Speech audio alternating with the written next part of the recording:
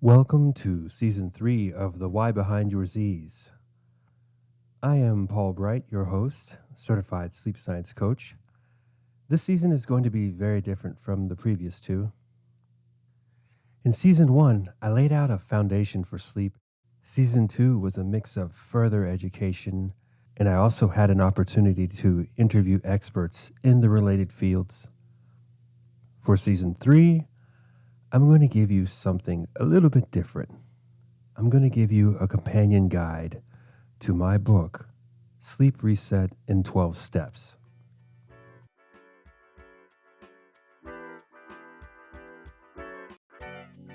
Welcome to the Why Behind Your Z's podcast, the show that helps you maximize your sleep one night at a time.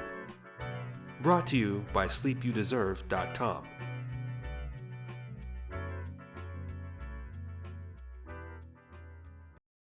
I released this book in ebook format in May of 2024, and now I've made it available on paperback for those of you who prefer to have something in your hands while you're learning about sleep.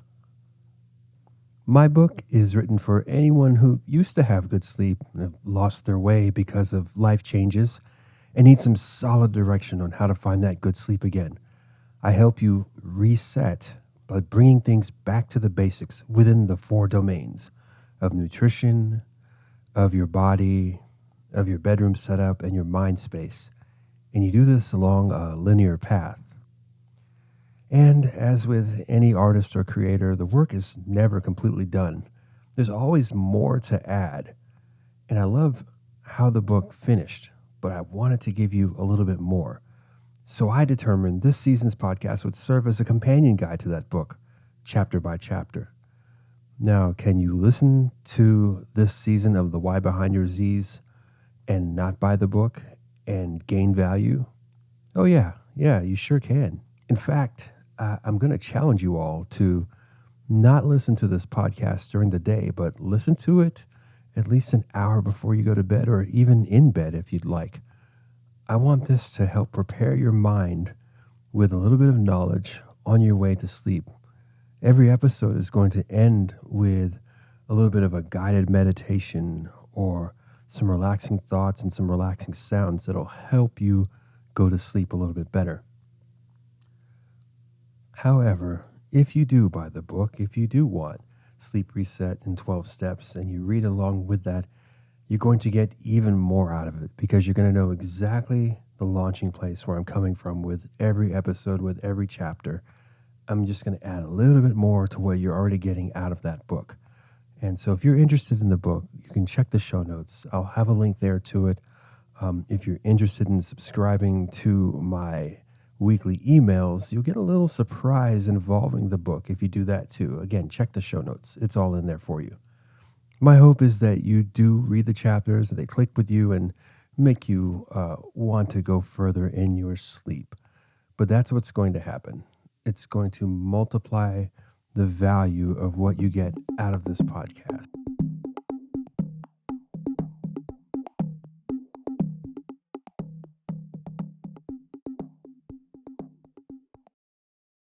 So let's start in this episode to not review 2 chapters, but technically 3, because you'll see in Sleep Reset in 12 Steps that my first unofficial step is step 0, commit to a bedtime. Consistency is key in life for almost everything, whether it's work or school. It happens virtually the same for everyone in a predictable pattern. Even if you don't like your set hours at work, they are there. You know when you're supposed to be there and when you're supposed to be off. Even if you don't want to pay all the bills that you have, you pretty much know when they're due. If you pay them on time, you pay them on time. Even if it's late, you know when it was supposed to be paid. And there's probably another 100 forms of consistent commitment you engage in for your every waking minute. Even how you communicate with people is consistent, good or bad. These are patterns that are set in your mind, conscious or unconscious, that have led you through your daily activities. And that isn't much different when it comes to getting yourself back on the right sleep path. The key to making the 12 steps work towards better sleep is another form of commitment. And it starts with that commitment to a consistent bedtime. What happens when you commit to something? Well, the more you commit to something, the more you do it, the more it can become a challenge to change. And that has the rare property of being both bad and good. It's bad when you've been doing something for so long that it starts to deteriorate your quality of life. It can feel like no matter how hard you try to change it, the pattern sticks around and you're fighting against it and all the negativity that comes with it. But the good happens when you have the patience to break the pattern minute by minute, hour by hour, day by day, letting it build and trusting the process that will change the outcomes towards the better. The momentum of that positive change starts to build up a new pattern that becomes so consistent that even when the circumstances waver, you immediately get back on course. This is how gaining restorative sleep works for you. You get a few minutes extra every night, and eventually you'll find a half hour, then an hour, because you engage in behaviors that keep building on rewards.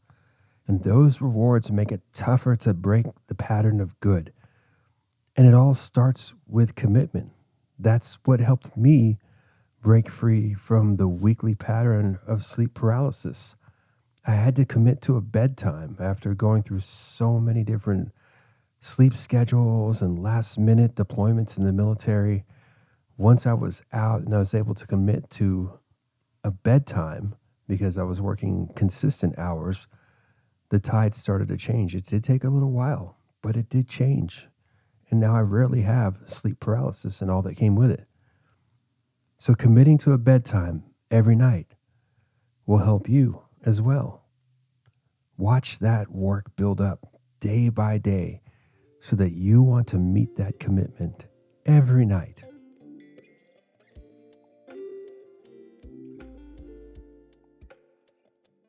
Let's move on to step 1 in my book, Sleep Reset in 12 Steps. And this chapter is about one of my favorite subjects, food, namely breakfast. Now, what makes a good breakfast that helps with sleep? Well, I'll tell you one thing. There's one habit I just started a few months ago as of this recording, and it's helped me a lot. Okay, so I love breakfast. I love to start my mornings with a hearty meal. But as I've gotten older, my hearty meals started to give me heartburn. That indigestion would follow me for a few hours, and then I'd get through most of it, but it would pop up again because I would keep eating more things that just added fuel to those flames. I've been eating much cleaner over the years, yet, like I said earlier, patterns are hard to break. So I embarked on this newer pattern thanks to listening to the words of Toussaint Stewart. He was a guest in season 2, and he talked about gut health and how to start your mornings right. And months later, I finally heeded those words, and I couldn't be happier with the result. So this is my new breakfast pattern. At, at least more than half of my week, I eat nothing but fruit and a tablespoon of peanut butter, maybe a little splash of honey. That's it. Fruit, peanut butter, and honey. I was surprised that I felt full the first day I did this. I thought, okay, these are light calories. I'm just going to be starving an hour later. But I wasn't.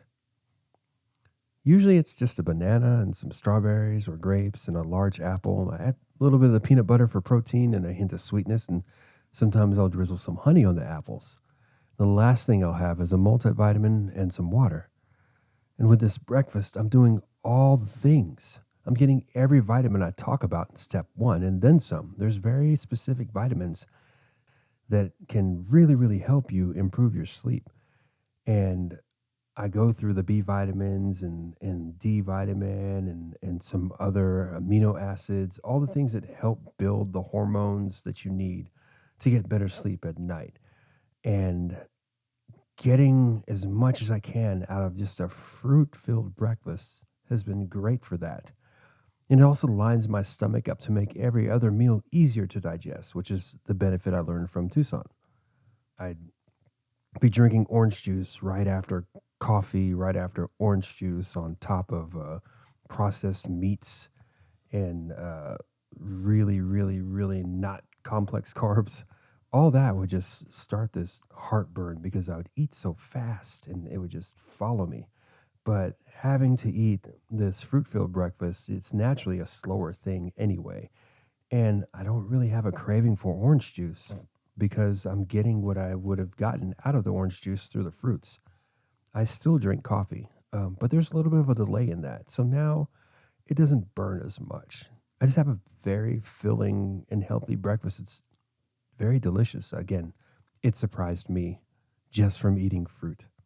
So consider that. Consider getting some fresh produce and trying it out one morning of just eating it, putting the time aside to spend, not eating on the run, not eating and jumping in the car and snacking at the stoplight, but just literally giving yourself 10 minutes, 15 minutes to sit down, slowly digest the fibrous fruits so that you get all the benefits out of it from all the vitamins that will support you in your sleep. Drinking some water, maybe some black coffee if you like black coffee, or ginseng tea if you need an energy boost and you don't like coffee. Doing it that way, just try it 1, maybe 2 days a week and see how starting off your morning like that will help propel you forward throughout the day and eventually lead you to better sleep at night.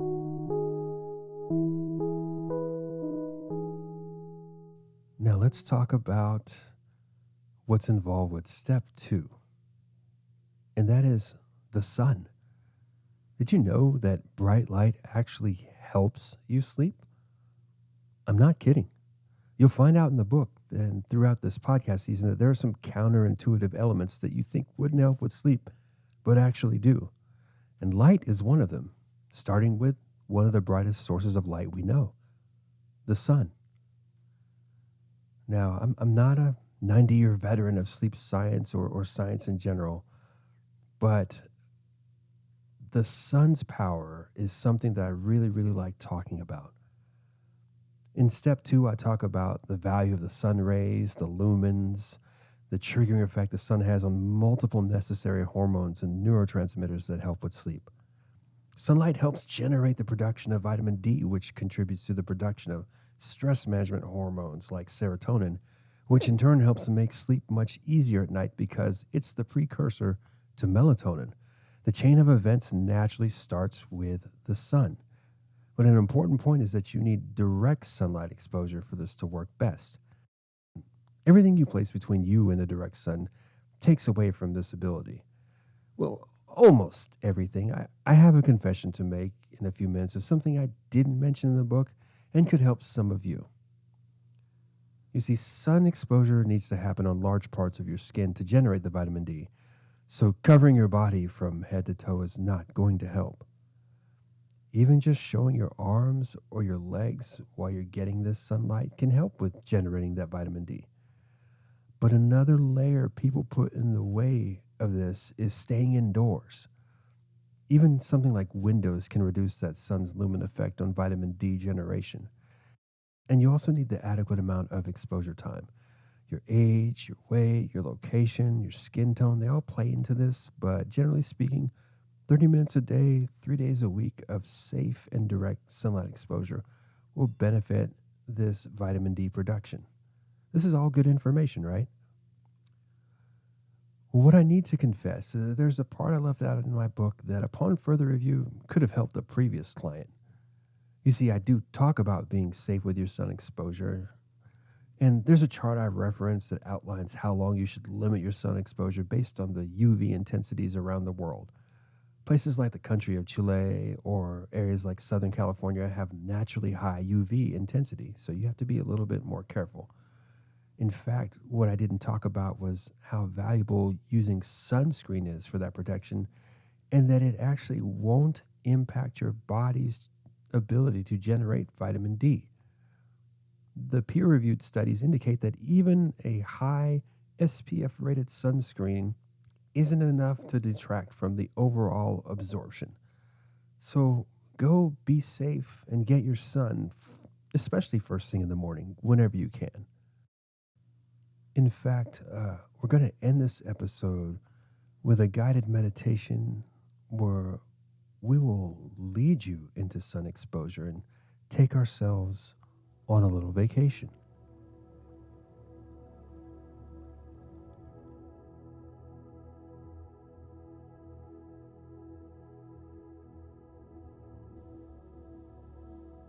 Envision yourself sitting on the balcony of a serene lake house. It's early morning and the world is still quiet except for a few cranes poking at the lake. The air is cool and crisp.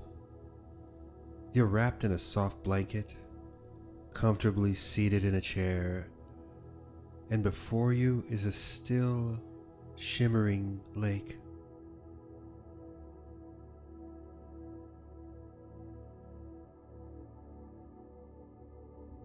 Take a deep breath in, inhaling the fresh, clean air of the morning through your nose. And as you exhale through your mouth, feel yourself becoming more in tune with this serene moment. Notice the gentle ripples on the water's surface, the subtle movements of the lake as it mirrors the awakening sky.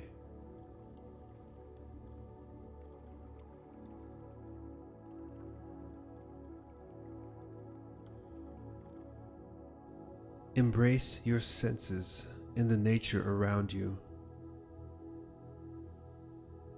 Perhaps you hear the soft rustling of leaves, the calling of a crane as it soars away. Everything feels peaceful and you are perfectly still, simply observing the beauty of this moment.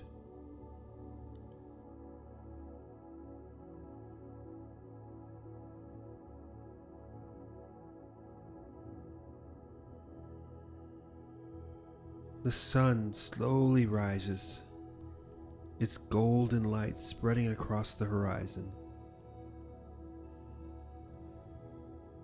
As it does, feel its warmth touching your skin, gently waking the world with its soft glow. The warmth feels comforting, nurturing, and it fills you with a deep sense of peace.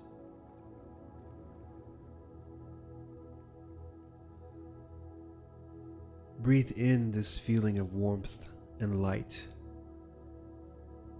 And as you exhale, imagine the golden light from the sun spreading throughout your body, bringing you calm, comfort, and relaxation.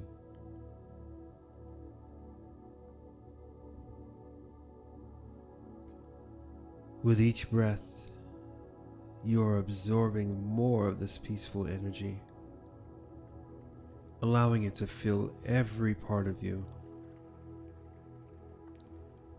The sunlight gently dances across the lake, and you feel connected to this tranquil scene. You are a part of this moment, calm, serene, and at peace.